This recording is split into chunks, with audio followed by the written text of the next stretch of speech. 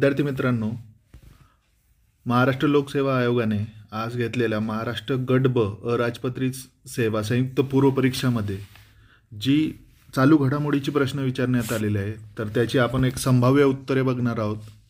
तर त्यातला एक पहिला प्रश्न होता, बी एन गोस्वामी हे खालीलपैकी कोणत्या क्षेत्राशी संबंधित आहे? तर त्याचं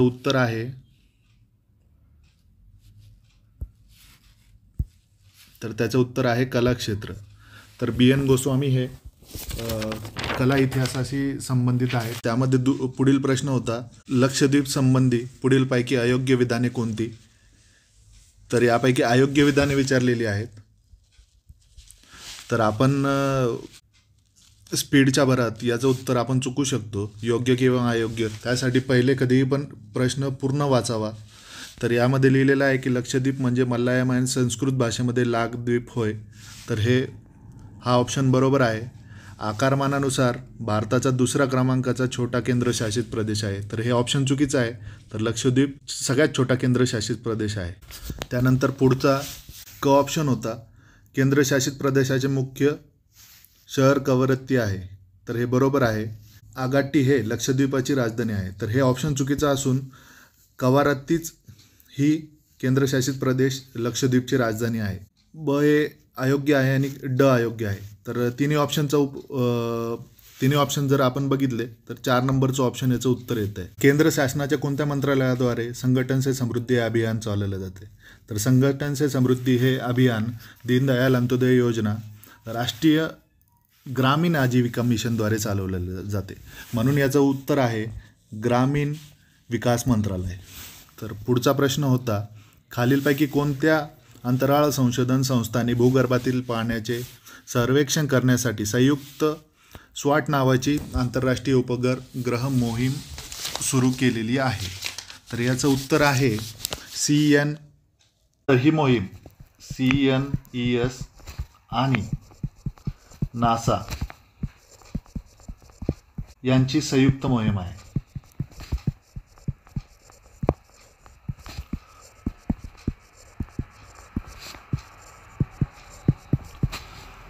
आणि ही एजन्सी CNES ही फ्रेंच स्पेस एजन्सी आहे. तर पुढचा प्रश्न आहे, अन्न कचरा निर्देशांक अहवाल 2024 यांनी प्रस्तुत केला. जर आपण हा प्रश्न सरळ बघितला तर आपल्याला वाटतं की अन्न आहे, म्हणून आपण याचं उत्तर अन्न किंवा कृषी संघटना लिहू, पण ते ऑप्शन चुकीचं आहे. तर अन्न कचरा निर्देशांक अहवाल म्हणजे फूड वेस्ट इंडेक्स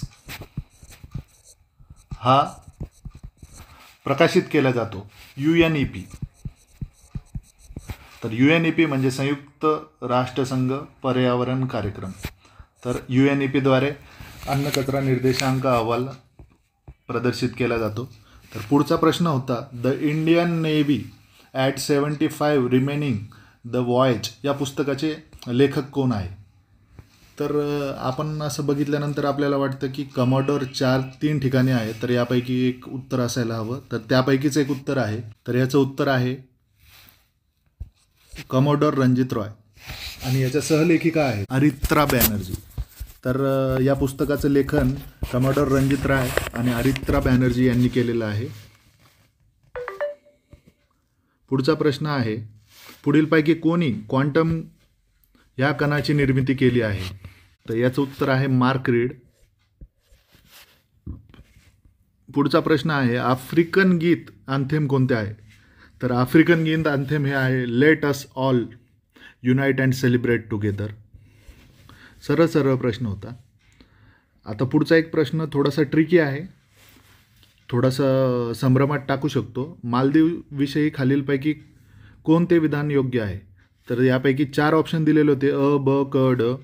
तर याच्यात पहिला होता की मालदीवमधील लोकसंख्या बहुतांशी मालदिवीय वंशगटाची आहे. तर मालदिवीय वंशगटाची जर मालदिवी वंशगट बघितला तर आपण हा इंडो ऑस्ट्रेक गटाचा एक भाग आहे. तर हे ऑप्शन एक बरोबर आहे. पुढचा आहे, इस्लाम हा राज्याचा अधिकृत धर्म आहे. तर मालदीवने इस्लाम याला राज्याचा अधिकृत धर्म म्हणून मान्यता दिलेली आहे. पुढे आहे, अधिकृत भाषा अरेबिक आहे. तर अरेबिक नसून तर अधिकृत भाषा ही दिवे ही आहे.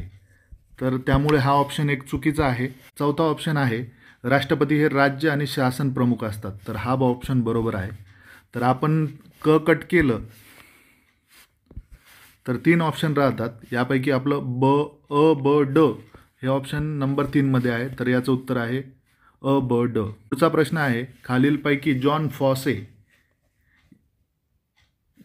पुढीलपैकी कोणत्या साहित्यकृती जॉन फॉसे यांच्या आहेत. तर जॉन फॉसे हे नॉर्वेचे साहित्यकार होते आणि त्यांना 2023चा नोबेल मिळाला होता. तर बोट हाऊस, मोलॅनकोली, रोड अँड स्वॉर्ट हे तिन्ही पुस्तके त्यांची आहेत. तर याचं उत्तर ऑल द अबोव आहे. पुढचा प्रश्न आहे भारतातील शहराचे 3D नकाशे तयार करण्यासाठी सर्वे ऑफ इंडियाने खालीलपैकी कोणत्या कंपनीसोबत करार केला आहे. तर याचं उत्तर आहे जेनेसिस इंटरनॅशनल. पुढचा एक प्रश्न आपल्या आवडीचा विषय म्हणजे आपला आवडीचा स्पोर्ट क्रिकेटशी निगडीत आहे. त्यापैकी शहरांची नावे दिलेली आहे आणि तेथील क्रीडांगणाची नावे देण्यात आलेली आहे. तर ग्रीन पार्क हे स्टेडियम कानपूर येथे आहे, हे बरोबर आहे. होळकर स्टेडियम इंदोर येथे आहे, ते पण बरोबर आहे. चिदंबरम स्टेडियम चेन्नई येथे आहे, ते बरोबर आहे. आणि तसेच चिन्नास्वामी स्टेडियम बेंगलोर येथे आहे. तर ही चारही ऑप्शन बरोबर आहे. तर याचा ऑप्शन जो 4 आहे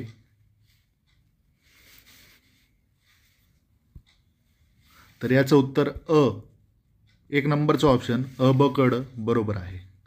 पुढचा प्रश्न होता उस्ताद रशीद खान यांचे घराणे कोणते. तर उस्ताद रशीद खान यांचे घराणे रामपूर सहसवान हे आहे. त्यांना 2006चा पद्मश्री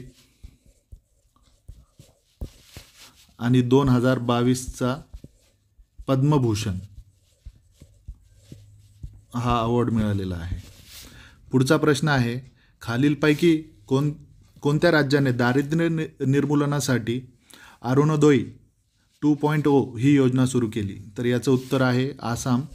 दारिद्र्य निर्मूलनासाठी ही योजना सुरू केलेली आहे. यामध्ये DBTद्वारे पैसे ट्रान्सफर केले जातात. तर पुढचा प्रश्न आहे सूर्यकिरण या हवाई कसरती करणाऱ्या गटाचे बोधवाक्य काय आहे. तर हा थोडासा आउट ऑफ ट्रेंड आलेला प्रश्न आहे. दरवेळेस आपल्याला हे प्रश्न येतात की खालीलपैकी कोणत्या कसरती किंवा कोणती कसरती कोणत्या 2 देशादरम्यान किंवा विविध देशादरम्यान किंवा कोणत्या प्रकारची कसरत आहे. तर पहिल्या वेळेस विचारलेलं आहे की सूर्यकिरण या हवाई कसरती गटाचे बोधवाक्य काय आहे.